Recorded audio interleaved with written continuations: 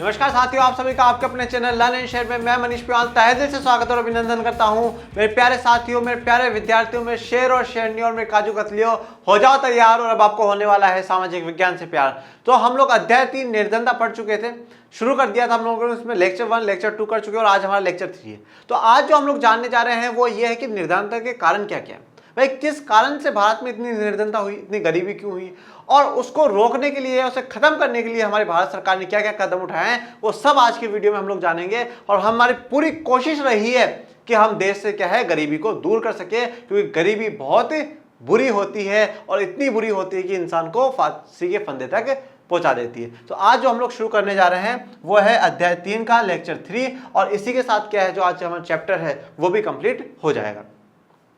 तो सबसे पहले जो हमें जानने हैं वो है निर्धनता के कारण। भाई क्या क्या कारण है जिनके कारण की गरीबी देश में, गरीबी ने अपने पैर फैलाए और इतने फैला दिए कि उसे समेटना हमारे लिए क्या है मुश्किल होता जा रहा है। हम जानते हैं सबसे पहला ब्रिटिश औपनिवेशिक प्रशासन के दौरान आर्थिक विकास का निम्न स्तर। देखो ब्रिटिश औपनिवेशिक प्रशासन, भाई जो ब्रिटिशों का समय था, ब्रिटिशों का जो समय था उसे कहा जाता है ब्रिटिश औपनिवेशिक प्रशासन। जो भाई अंग्रेजों ने हमारे देश में 200 साल राज करा, ये बात आपको भी पता है और हमें भी पता है, ठीक है। तो ये जो 200 साल तक राज करा, तो इन 200 सालों में क्या करा है भाई, हमारे यहाँ पर आर्थिक, सामाजिक, धार्मिक सभी प्रकार से क्या है हमारा शोषण करा है।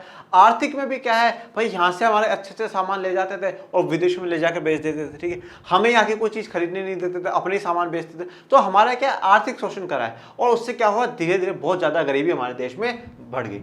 जनसंख्या में उच्च दर से वृद्धि हुई। जनसंख्या में क्या हुआ, धीरे धीरे वृद्धि हुई है। जैसे कि मैं आपको एक उदाहरण के साथ समझाता हूँ कि हमारे जब 1951 का जो जनगणना हुई उसमें हमारी जो जनसंख्या थी वो थी 36 करोड़। कितनी थी? 36 करोड़। और जो 2011 वाला जनगणना हुई उसमें आई है 121 करोड़ के अनुसार। कितनी आई है? 121 करोड़ आई है। तो ये जो जनसंख्या में क्या है आपको वृद्धि देखने को मिल रही ना, और बहुत तगड़ी वृद्धि हमारी क्या हुई है, लगातार हुई है। और बीच बीच में तो क्या है कंट्रोल आया है, पर फिर से क्या है स्पीड हमने पकड़ी है। तो जनसंख्या में भी क्या है उच्च दर वृद्धि आई है। और क्या होता है, जैसे जो लोग गरीब थे वो सही होते हैं, फिर थोड़ी सी जनसंख्या बढ़ जाती है तो वो गरीब हो जाते हैं। तो जैसे जैसे क्या है जनसंख्या में उच्च दर भी हुई है, बहुत तेजी से वृद्धि हुई है, बढ़ोतरी हुई है। ये दोनों कारण क्या है, इन दोनों ने प्रति व्यक्ति आय की संवृद्धि दर को बहुत कम कर दिया है। प्रति व्यक्ति आय, हर इंसान की जो इनकम है उसकी संवृद्धि मतलब उसकी बढ़ोतरी। भाई जैसे जैसे जनसंख्या बढ़ती गई है, क्या हुआ है, जो इनकम है लोगों की, उस इनकम में भी क्या है बढ़ोतरी होना कम हो गया है। उस बढ़ोतरी को भी क्या है रोक दिया है। भाई किस किसने, एक तो औपनिवेशिकवाद के कारण, जब ज्यादा आर्थिक शोषण हुआ तो हमारे पास इतने संसाधन नहीं थे जिससे कि हम लोग अच्छे से अच्छा विकास कर सके, लोगों को रोजगार दे सके, तो भी इनकम कम हो गई। और जब ज्यादा जनसंख्या बढ़ने लगी तो क्या हुआ, एक घर में जब 4 लोग हैं फिर 10 लोग होने लगे, तो उससे क्या हुआ भैया, खुद की जो इनकम है उसमें भी बढ़ोतरी लोग नहीं कर पा रहे थे। आय असमानता रही है हमारे देश में, इनकम इनइक्वालिटी भी रही है। भाई कुछ लोग तो ऐसा है जो बिल्कुल महीने के 3-3, 4-4 लाख रुपए कमा रहे हैं, और कुछ ऐसा जिनको भाई महीने के 3-4 हजार रुपए भी नहीं मिल रहे। तो आय असमानता भी रही है। इसका एक प्रमुख कारण भूमि और अन्य संसाधनों का असमान वितरण है। और इसका मुख्य कारण क्या है कि असमान वितरण है। हमने पालमपुर वाले में देखा था कि भाई सबके पास भूमि असमान वितरित है। कुछ ऐसे हैं जिनके पास भूमि है ही नहीं, वो भूमिहीन है। किसी के पास सिर्फ 2 हेक्टेयर भूमि है, किसी के पास 10 हेक्टेयर से भी ज्यादा है। अब जिनके पास ज्यादा है वो तो अमीर हो जाएंगे, और जिनके पास नहीं है वो गरीब हो जाएंगे। तो क्या है, आय असमानता के साथ साथ क्या है भाई, भूमि और दूसरे जो संसाधन है वो असमान वितरण है। लोगों के पास क्या है, सबके पास बराबर नहीं, किसी का ज्यादा किसी का कम है। जिनके पास कम है वो गरीब है, और जिनके पास ज्यादा है वो अमीर है। सामाजिक, सांस्कृतिक और आर्थिक कारक भी निर्धनता के लिए उत्तरदायी है। अब हमने क्या बोला था भाई, सामाजिक और सांस्कृतिक। भाई सामाजिक कारण देखो, अब जो लोग दलित समुदाय के या पिछड़ी जातियों के, हमने पालमपुर गांव में देखा कि भाई उनको बिल्कुल गांव के एक बाहर कोने में रखा जाता है। उनको क्या है, पैसा कमाने का इतना मौका ही नहीं दिया जाता। उनकी सामाजिक स्थिति बुरी है, सामाजिक और सांस्कृतिक स्थिति उनकी क्या है, बुरी है। उनको बिल्कुल पिछड़ा बना रखा, उनको मौका नहीं दिया जाता, उनको पढ़ने लिखने का मौका नहीं दिया जाता। उदाहरण के तौर पे महिलाओं को देख लो भाई, महिलाओं को ज्यादा बाहर का काम करने का मौका नहीं दिया जाता। तो ये क्या है, सामाजिक और सांस्कृतिक परेशानी है। और आर्थिक कारक भी भाई, आर्थिक कारक भी क्या होता है, घर में जब ज्यादा खर्चे हो और आपको इतनी इनकम नहीं मिल रही है, तो उससे भी क्या आता है, धीरे धीरे गरीबी आना शुरू हो जाती है। अति निर्धनों सहित भारत में लोग सामाजिक दायित्वों और धार्मिक अनुष्ठानों के आयोजन में बहुत पैसा खर्च करते हैं। अब अति निर्धनों, जो बहुत ज्यादा गरीब भी है ना, वो भी क्या करता है, एक तो सामाजिक दायित्व में बहुत पैसा खर्च करता है। सामाजिक दायित्व में क्या है भाई, जैसे मान लो कि अपने बेटे की शादी करनी, अब बेटे की शादी कम पैसे में भी हो सकती है, पर उसको खूब पैसा लगाएगा और करेगा, ठीक है। तो सामाजिक दायित्वों में भी क्या है, पैसा खूब खर्च करते हैं। उसके साथ साथ धार्मिक अनुष्ठानों में भी क्या है, कोई धार्मिक पूजा पाठ कराना है और कराना है, उसमें खूब पैसा खर्च कर देंगे। तो क्या कर रहे हैं कि हम यहाँ पे सामाजिक और सांस्कृतिक रूप से भी क्या कर रहे हैं, कुछ ज्यादा पैसा खर्च कर रहे हैं। अत्यधिक ऋणग्रस्तता भी निर्धनता का कारण है। अब क्या होता है, जैसे मैंने आपको बताया था क्या, जो जैसे किसान का आप उदाहरण ले लो, किसान क्या है भाई, जो छोटे किसान हैं उनके पास पैसा होता नहीं, तो वो क्या करते हैं, किसी से पैसा लेते हैं, साहूकार से पैसा लेते हैं, और जब साहूकार क्या करता है, उन पर कर्जा लगा देता है। तो वो जो कर्जा लगता है, जो कर्ज है, जो ऋण है, उसके क्या जाल में फंस जाते हैं। उसके कारण भी क्या है, वो गरीबी बढ़ती ही जाती है, और इतनी बढ़ती है कि उनको अपनी जमीनें बेच देनी पड़ती है, जिसके कारण कि वो साहूकार का ब्याज चुका सके। चलो भैया, ये तो बहुत बढ़िया बात है भाई, निर्धनता है, ठीक है, ये कारण थे, बढ़िया बात तो नहीं है, गलत बात है, पर फिर भी ये निर्धनता के कारण रहे, औपनिवेशिकवाद के कारण, जनसंख्या में बढ़ोतरी के कारण, सामाजिक और सांस्कृतिक कार्यक्रम के कारण, ये सब क्या है, कारण है। पर हमारी सरकार ने इस निर्धनता को, इस गरीबी को खत्म करने के लिए क्या क्या कदम उठाए, हमें वो जानना है। निर्धनता निरोधी उपाय क्या है? सरकार की वर्तमान निर्धनता निरोधी रणनीति मोटे तौर पर दो कारकों पर बात करती है। भाई सरकार की जो वर्तमान पॉलिसी है वो दो तरीकों में काम कर रही है, दो तरीकों से। पहला, आर्थिक संवृद्धि को प्रोत्साहन। भाई पहला तो क्या करें, हम आर्थिक संवृद्धि को बढ़ा दें। भाई आर्थिक संवृद्धि को मतलब क्या है, जो हमारी प्रोग्रेस है, हम उसको बढ़ा दें। भाई जैसे क्या है, हम यहाँ पे उत्पादन ज्यादा कर दें, ठीक है, उत्पादन अगर हम लोग ज्यादा कर दें, जब उत्पादन ज्यादा कर देंगे तो उसको क्या ज्यादा से ज्यादा, जैसे हम क्या है भाई, हमने जीडीपी पढ़ा है ना, सकल घरेलू उत्पाद। तो जब ज्यादा उत्पादन होगा तो उससे क्या होगा, बाजार मूल्यों में बेचा जाएगा, और जब बाजार मूल्यों में बेचा जाएगा तो हमारी क्या होगी, इनकम भी अच्छी होगी। तो आर्थिक संवृद्धि बढ़ा देने का मतलब क्या है, सकल घरेलू उत्पाद, इनमें क्या है, बढ़ोतरी कर देना। जब इसमें बढ़ोतरी होगी, पहली बात तो क्या होगा, जब ज्यादा उत्पादन होगा तो हमारे पास क्या होगा, रोजगार भी ज्यादा होगा। क्या होगा, रोजगार भी ज्यादा होगा, और जब रोजगार ज्यादा होगा तो सबको अच्छी अच्छी इनकम मिलेगी, अच्छी आय मिलेगी, तो सबकी व्यवस्था, वैसे गरीबी है वो दूर हो जाएगी। पहला कारण तो ये है। दूसरा क्या है, जब उत्पादन ज्यादा होगा तो उस पर क्या है, हमें जो हमारा जीडीपी है वो भी हमारा बढ़ेगा, और जीडीपी बढ़ेगा तो मतलब क्या है, देश के पास अधिक पैसा होगा, जो कि गरीबों की समस्याओं को दूर करने में सरकार लगा सकती है। दूसरा है लक्षित निर्धनता निरोधी कार्यक्रमों पर निर्भर। तो पहला तो क्या कर रहे हैं, आर्थिक समृद्धि को बढ़ा रहे हैं भाई, जिससे क्या हो, लोगों को रोजगार मिल जाए और काम हो जाए, ठीक है। और दूसरा, कुछ निर्धनता निरोधी कार्यक्रम भी चला रखे हैं, उन पर सरकार लक्ष्य करके बैठी कि ये कार्यक्रमों को हमें क्या करना है, अचीव करना है, और इस कार्यक्रम को सफल बनाना है। तो दो तरीके से सरकार क्या कर रही है, निर्धनता निरोधी कामों पर काम कर रही है, जिससे कि देश में से क्या हो, गरीबी दूर हो जाए। पहली योजना प्रधानमंत्री रोजगार योजना, इसे शॉर्ट में कहते हैं PMRY। क्या है, प्रधानमंत्री रोजगार योजना। भाई इस कार्यक्रम को 1993 में आरंभ किया गया है। देखो अब ये जितनी भी पॉलिसी है, 5-6 पॉलिसी हम लोग पढ़ेंगे, इन सबको आपको इनके एक ईयर याद रखना है, एक इनका मुख्य उद्देश्य क्या है ये याद रखना है, बस इससे ज्यादा आपको एग्जाम में नहीं लिखना होता। तो ये कब चालू हुई, 1993 में चालू हुई। इसका उद्देश्य ग्रामीण और नगरीय क्षेत्रों में शिक्षित बेरोजगार युवाओं के लिए स्वरोजगार के अवसर सर्जित करना है। देखो क्या बोला, इसका उद्देश्य क्या है, ग्रामीण और नगरीय क्षेत्रों में, गांवों में भी और शहरों में भी शिक्षित बेरोजगार, जो पढ़े लिखे बेरोजगार, भाई हम लोग पढ़ चुके हैं ना, मौसमी बेरोजगार, परछन बेरोजगार, शिक्षित बेरोजगार। जो पढ़े लिखे बेरोजगार है उनके लिए क्या करना, स्वरोजगार सर्जित करना, स्वरोजगार लेकर आना। स्वरोजगार का मतलब क्या होता है, सेल्फ एम्प्लॉयड। भाई कोई खुद का काम करे, सरकार काम ना जाए, सरकार काम नहीं देगी, आप कुछ खुद का काम करो, ठीक है। आप जैसे भाई लेडीज हो, आप घर में सिलाई मशीन लेकर बैठ जाओ, खुद का काम शुरू करो। आप जेंट्स हो, आपको टीचिंग का काम करना है, टीचिंग का काम करो। आपको टेलर बनना है, आप टेलर का काम करो, खुद का काम शुरू करो। स्वरोजगार, स्वयं का काम क्या है शुरू करना है, सरकार नहीं देगी। अब भाई स्वयं का काम कैसे शुरू करें, पैसा ही तो नहीं है। हाँ तो भाई पैसे के लिए तो सरकार बैठी है ना। इस कार्यक्रम के अंतर्गत बैंक द्वारा लघु व्यवसाय, मतलब छोटे छोटे व्यवसाय के लिए, छोटे बिजनेस करने के लिए और उद्योग स्थापित करने के लिए नियंत्रित समय पर कम ब्याज दर पर ऋण उपलब्ध कराया जाता है। तो इसमें सरकार ने क्या है, बैंकों को बोल रखा है भाई, जो भी ऐसा आदमी हो जो छोटा घर में बिजनेस शुरू करना चाहता हो और उद्योग लगाना चाहता हो, उनको क्या कम ब्याज पे क्या हो, उनको पैसा दो, जिससे वो क्या है अपना धंधा शुरू कर सके। और क्या होगा, खुद तो पेट भरेंगे ही भरेंगे, और एक जने को 2 जने को और रखेंगे तो उनका भी पेट भरेंगे। तो क्या करा है सरकार ने, कौन सी योजना चलाई, प्रधानमंत्री रोजगार योजना चलाई। दूसरी है हमारे ग्रामीण रोजगार सृजन कार्यक्रम। क्या है? ग्रामीण रोजगार सृजन कार्यक्रम। 1993 में वो चलाई, अब 1995 में सरकार ने चला दी। इस कार्यक्रम को 1995 में आरंभ किया गया। इस कार्यक्रम का उद्देश्य ग्रामीण क्षेत्रों और छोटे शहरों में स्वरोजगार के अवसर सृजित करने।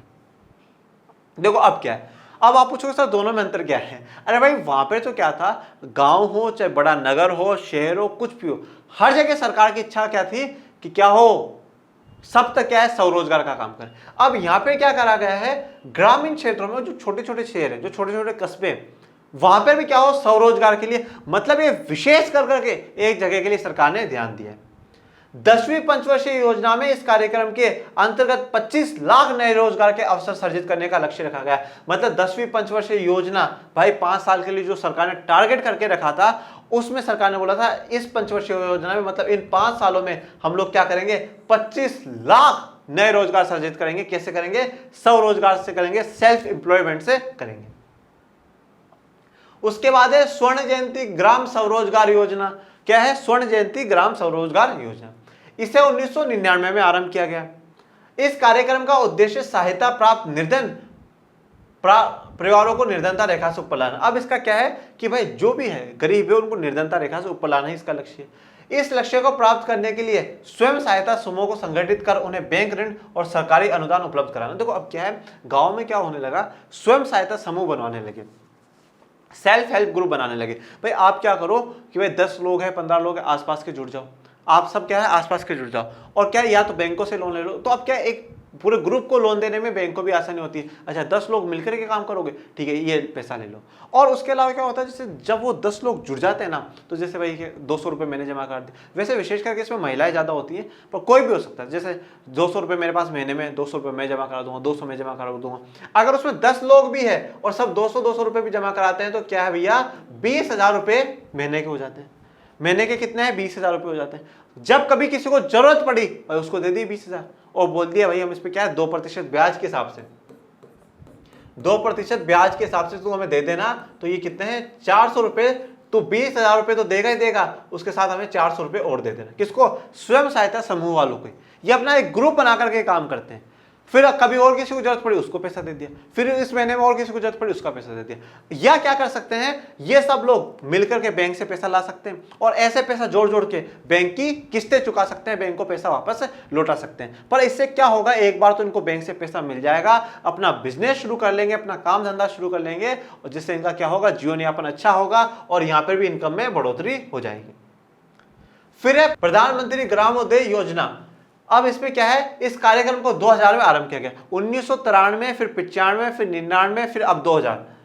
इस योजना के अंतर्गत गांवों में मूलभूत सुविधाओं के लिए राज्यों को अतिरिक्त केंद्रीय सहायता प्राप्त की जाती है। अब क्या हुआ, इस योजना के अंतर्गत गांव में मूलभूत सुविधाएं का मतलब क्या है, भाई वहां पर स्कूल हो, हॉस्पिटल हो, अच्छी सड़कें हो, उसके लिए क्या करने लगा केंद्र सरकार ने। केंद्र सरकार जो पूरे देश के लिए होती है, जैसे कि हमारे देश में भारत सरकार है, मोदी जी की सरकार, उन्होंने क्या करना करा है, राज्यों की जो सरकार है, भाई आप बिहार के हो, बिहार में नीतीश जी की सरकार है, आप मध्य प्रदेश में शिवराज सिंह जी की सरकार है, राजस्थान में हो गहलोत जी की सरकार। तो उन्होंने क्या करा, केंद्र की जो सरकार है उसने राज्यों की सरकार को एक्स्ट्रा पैसा देना शुरू कर दिया। बोले भाई तुम रोड बनाओ, कहाँ, गांव में बनाओ, हॉस्पिटल बनाओ, स्कूलें बनवाओ। क्यों? जिससे कि क्या हो, उनको फायदा हो। इस योजना के अंतर्गत प्रमुख मूलभूत सुविधाओं में प्राथमिक स्वास्थ्य, मतलब प्राइमरी हेल्थ सेंटर। भाई इतना हेल्थ सेंटर, ऐसा हेल्थ सेंटर तो खुलाओ जहां पे किसी को सर्दी जुकाम हो जाए, कोई छोटी मोटी बीमारी हो जाए तो वो जाकर के इलाज करवा ले। प्राथमिक शिक्षा के लिए भाई बच्चा अपनी प्राथमिक शिक्षा कर सके। आमीन आश्रय ग्रामीण पेयजल और ग्रामीण विद्युतीकरण आदि आते हैं, ठीक है। तो इसमें क्या हो, पेयजल की व्यवस्था, पानी पीने की और बिजली की, ये सुविधाएं क्या है गांवों को मिल सके। किसके तहत? प्रधानमंत्री ग्रामोदय योजना। ग्राम में उदय मतलब क्या है, उदय करना है, सवेरा करना है, गांव को आगे बढ़ाना, एक ऐसी योजना है। अब जो है राष्ट्रीय ग्रामीण रोजगार गारंटी अधिनियम, ठीक है, ये भैया सबसे इंपॉर्टेंट और महत्वपूर्ण योजना है, ठीक है। इस योजना से सबसे ज्यादा सवाल पूछे जाते हैं। अगर ये जितनी भी योजनाएं पढ़ाई हैं सबसे इंपॉर्टेंट है तो वह यही योजना है, इसको आपको बहुत ध्यान से देखना है। इस अधिनियम को सितंबर 2005 में पारित किया गया। पारित किया गया मतलब इसको कानून बनाया गया है कि भाई अब से क्या होगा, राष्ट्रीय ग्रामीण रोजगार गारंटी अधिनियम, ये कानून बनाया है। अभी तक सब क्या थी, पॉलिसियां थी, नीतियां थी, योजना थी। देखो अब कानून में और उसमें योजना में क्या फर्क है भाई। कानून जो होता है ना, जो अधिनियम है या कानून है, वो कानून क्या होता है, लंबे समय के लिए होता है, ठीक है, परमानेंट होता है। और जो योजना होती है उसका जरूरी नहीं है वो कितने समय तक चले, तो ये टेम्परेरी है, ये परमानेंट है। और ये जो परमानेंट जो कानून बनाता है वो हमारे देश की संसद बनाती है, और योजना तो सरकार भी बना करके लागू कर सकती है। इस अधिनियम का नाम बदलकर महात्मा गांधी राष्ट्रीय ग्रामीण रोजगार गारंटी अधिनियम मनरेगा कर दिया गया। अब देखो महात्मा गांधी के नाम पर, क्यों? क्योंकि ग्रामीण ग्रामीण रोजगार योजना है। तो गांव में महात्मा गांधी क्या चाहते थे कि भाई गांवों का सबसे पहले विकास हो, क्योंकि भारत की आत्मा किसमें बसती है, गांव में बसती है, इसलिए महात्मा गांधी के नाम पर यह योजना दी गई। यह अधिनियम प्रत्येक वर्ष देश के 200 जिलों में प्रत्येक ग्रामीण परिवार को 100 दिनों के सुनिश्चित रोजगार का प्रावधान करता है। बाद में इस योजना का विस्तार 600 जिलों में कर दिया गया। मतलब इसके तहत क्या बोला गया कि भाई हर परिवार में क्या हो, 100 दिनों का काम हम देंगे। कितने दिनों का? 100 दिनों का। भाई टोटल 365 दिन होते हैं, तो 100 दिनों का काम क्या है, सरकार आपको प्रोवाइड करा देगी। अगर हर दिन पे आपको 400 रुपये भी मिल गए तो भैया आपने तो साल में बढ़िया पैसा कमा लिया। तो आपने कम से कम इन 100 दिनों में 40,000 रुपए कमा लिए। तो 100 दिनों का काम सरकार ने देने की वादा करा था। पहले शुरुआत में 200 जिलों में बोला, फिर बाद में 600 जिलों में कर दिए। प्रस्तावित रोजगारों का 1/3 हिस्सा महिलाओं के लिए आरक्षित होगा। मतलब हम जितना भी रोजगार देंगे उसमें से 1/3, मतलब अगर हम 200 लोगों को रोजगार दे रहे हैं तो उसमें से 66 लोग ऐसी होंगे जो महिलाएं हो, कम से कम 66 महिलाएं होनी चाहिए।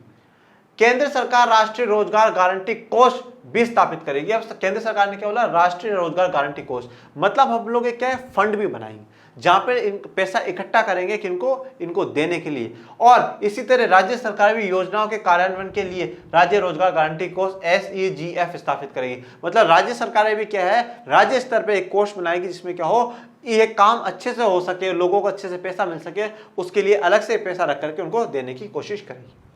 इस कार्यक्रम के अंतर्गत अगर आवेदक को 15 दिन के अंदर रोजगार उपलब्ध नहीं कराया गया तो वह स्त्री पुरुष दैनिक बेरोजगारी भत्ते का हकदार होगा। अगर आपने जब भी अप्लाई करा उसका 15 दिन में अगर आपको काम नहीं मिला तो आपको क्या होगा, दैनिक बेरोजगारी भत्ता मिलेगा। मतलब क्या है, दैनिक रोज के रोज आपको सरकार कुछ पैसा, कुछ अमाउंट देगी। जो क्यों देगी? क्योंकि आप बेरोजगार। क्यों देगी? क्योंकि आप बेरोजगार हो। तो दैनिक बेरोजगारी भत्ता उसे कहते हैं भाई, जो आपको रोज बिना काम करेंगे सरकार क्यों, वो कुछ अमाउंट, कुछ छोटा मोटा पैसा है वो आपको दे देगी, जिससे क्यों, क्योंकि आप बेरोजगार हो। अब देखो इतने जो कार्यक्रम सरकार ने चलाए बहुत अच्छी बात है, तो कुछ कमियां है ना, कुछ परेशानियां क्या है हमें रह गई है। मतलब हम उसको या तो सही से लागू नहीं करवा पाए या वो लोगों तक पहुंच नहीं पाए। तो कुछ दोष क्या है हमारी कार्यक्रमों में रह गए, वो क्या दोष है वो हम लोगों को जानना। उनके कम प्रभावी होने का एक मुख्य कारण उचित कार्यान्वयन और सही लक्ष्य निश्चित करने की कमी है। देखो हमने क्या करा है, उनका जो ये कार्यक्रम हमें चला है वो कम प्रभावी, मतलब सही से लागू नहीं हुआ। या सही से काम क्यों नहीं करा? क्योंकि एक तो उनका उचित कार्यान्वयन नहीं हुआ, मतलब सही से काम करवाया ही नहीं। क्या भाई, सरकार ने तो पॉलिसी बना दी, योजना बना दी, पर नीचे लेवल पे काम हो ही नहीं रहा। ग्राम पंचायत को, सरपंच को पता ही नहीं क्या काम करवाना है क्या नहीं करवाना। तो कार्यान्वयन सही नहीं हुआ और लक्ष्य निश्चित करने की कमी, हमने लक्ष्य को सही से निश्चित नहीं करा। टारगेट जो हमारा है वो हमने सही से फिक्स नहीं करा। इसके अतिरिक्त कुछ योजनाएं परस्पर व्यापी भी है। मतलब इसका मतलब क्या है, कुछ योजनाएं एक साथ भी चल रही, ठीक है, कुछ योजनाएं क्या है एक साथ भी चल रही है। तो लोग क्या है, योजनाओं का फायदा नहीं उठा पा रहे। कुछ लोग इधर चले गए, कुछ लोग उधर चले गए। जिसको जहां ज्यादा अच्छा लग रहा है वो वहां चला गया। तो वो जो योजना कम लोगों को पसंद आ रही है वो क्या है, एक तरीके से बेकार हमारे लिए जा रही है। अच्छी नियत के बावजूद योजनाओं के लाभ उनके पात्र निर्धनों को पूरी तरह नहीं मिल पाए। मतलब सरकार ने अच्छी नियत के साथ क्या है काम शुरू करा था, पर फिर भी लोगों को क्या है उसका पूरा फायदा नहीं मिल पा रहा है, गरीबों को उसका पूरा फायदा नहीं मिल पा रहा है। इसलिए हाल के वर्षों में निर्धनता उन्मूलन कार्यक्रमों के उचित परिवीक्षण पर अधिक बल दिया गया है। तो अब सरकार ने क्या कर दिया है कि हम क्या है, इंस्पेक्शन कराएंगे, हम देखेंगे कि लोगों को फायदा मिल रहा है या नहीं मिल रहा है। ठीक है, जो लोग काम कर रहे हैं वो काम कैसे चल रहा है, उनको पैसा टाइम पे मिलता है या नहीं मिलता, इस पर सरकार काम कर रही है। अब हमारे पास भावी चुनौतियां क्या है, आने वाले समय में गरीबी को दूर करने के लिए हमारे पास और चुनौतियां क्या है वो हम लोगों को देखनी। विश्वव्यापी अनुभव बताते हैं कि विकास के साथ निर्धनता की परिभाषा भी बदलती है। निर्धनता उन्मूलन हमेशा एक गतिशील लक्ष्य है। विश्वव्यापी वर्ल्ड लेवल पे जो हमारा एक्सपीरियंस है वो ये बात कहता है कि क्या होगा विकास के साथ, विकास क्या होता है मतलब प्रगति, किसी चीज में क्या होना, प्रगति होना, तरक्की होना, सुधार होना, यही विकास है। जैसे जैसे हमारा विकास होगा तो क्या होगा, निर्धनता की परिभाषा बदलेगी। भाई आज अमेरिका बहुत ज्यादा विकसित है, ठीक है। वहां पे गाड़ी नहीं रखना क्या है, गरीबी है। और हमारे यहाँ पर क्या है, आपके पास जूते नहीं है, आपके पास गेहूं नहीं है, आपके पास आटा नहीं है, ये गरीबी है। तो अगर हम भी कल को विकसित हो जाएंगे तो हम भी कहेंगे जिनके पास भाई क्या है, गाड़ी नहीं है, वो गरीब है। तो जैसे जैसे क्या होगा, हमारा विकास होगा तो निर्धनता की परिभाषा भी बदलती जाएगी। और निर्धनता उन्मूलन, निर्धनता को खत्म करना हमेशा एक गतिशील लक्ष्य है। गतिशील मतलब प्रोग्रेसिव। हम चाहते हैं कि धीरे धीरे क्या हो, ये जो निर्धनता है वो हटती जाए और हम लोग क्या प्रगति की ओर बढ़ते जाए। आशा है कि हम अगले दशक मतलब आने वाले 10 साल में के अंत तक सभी लोगों को केवल आय के संदर्भ में न्यूनतम आवश्यक आय उपलब्ध करा सके। हम सबको क्या है, इतनी आय, इतनी मिनिमम इनकम क्या है लोगों को दे सके, जिससे वो क्या खरीद सके बेटा, वो रकम की जो आवश्यकता है वो पूरी कर सके। रकम क्या है भैया, रोटी कपड़ा मकान।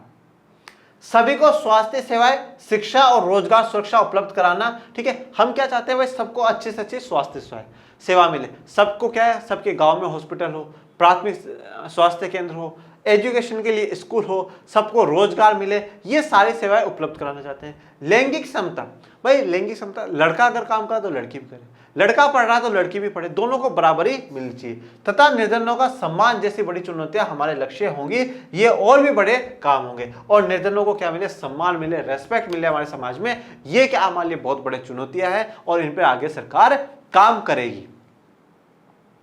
ये क्या था भैया, हमारा पूरा चैप्टर कंप्लीट हो गया। अब जो कुछ क्वेश्चंस है जो आज के टॉपिकों से जुड़े हुए हैं वो मैं बता देता हूं। मैं आपको क्वेश्चंस रीड करके बताऊंगा और आंसर्स भी उनके साथ आ जाएंगे। भारत में गरीबी के 4 मुख्य कारणों की चर्चा कीजिए। कौन कौन से 4 मुख्य कारण है, तो भाई हमने तो शुरू में देख लिया था। औपनिवेशिकवाद प्रशासन के कारण हो रहा है, जनसंख्या में उच्च दर के कारण हो रहा है, प्रति व्यक्ति आय की संवृद्धि को बहुत कम कर देता है, आय असमानता है, सामाजिक और सांस्कृतिक कारण है, हम धार्मिक और सामाजिक कार्यक्रमों में ज्यादा पैसा खर्च करते हैं, और ऋणग्रस्तता भी, मतलब कर्ज के जाल में भी हम लोग बहुत फंस जाते हैं। भारत सरकार द्वारा चलाए जा रहे किन्हीं 2 गरीब उन्मूलन कार्यक्रमों की व्याख्या कीजिए। तो भाई मैंने तो आपको इतने पढ़ा है, इनमें से कोई सा भी बता देना आप डीप में। ठीक है, प्रधानमंत्री रोजगार योजना, ग्रामीण रोजगार सृजन कार्यक्रम, स्वर्ण जयंती ग्राम रोजगार योजना, प्रधानमंत्री ग्रामोदय योजना, राष्ट्रीय ग्रामीण रोजगार गारंटी अधिनियम, कोई सा भी आप बता दीजिए। इसी के साथ धन्यवाद। तो अब हमारा क्या है, जो निर्धनता वाला चैप्टर है ये भी कंप्लीट हो चुका है। अब जो है हम अगले चैप्टर के साथ मिलेंगे। और आपको कोई प्रॉब्लम आई हो तो मुझे कमेंट बॉक्स में पूछे, और बाकी अच्छा लगा हो तो ताबड़तोड़ कमेंट कर दे कि सर अब हम भी हो चुके हैं तैयार और हमें होने लगा है सामाजिक विज्ञान से प्यार। और अपने घरों में रहें बच्चों, सुरक्षित रहें, कोरोना महामारी का प्रकोप अभी कम नहीं हुआ है। और बाकी घर में रहकर अपने उज्जवल भविष्य के लिए अपने परिवार लालन शेयर के साथ जुड़े रहें। लाइक करें, शेयर करें, सब्सक्राइब करें। Thank you so much.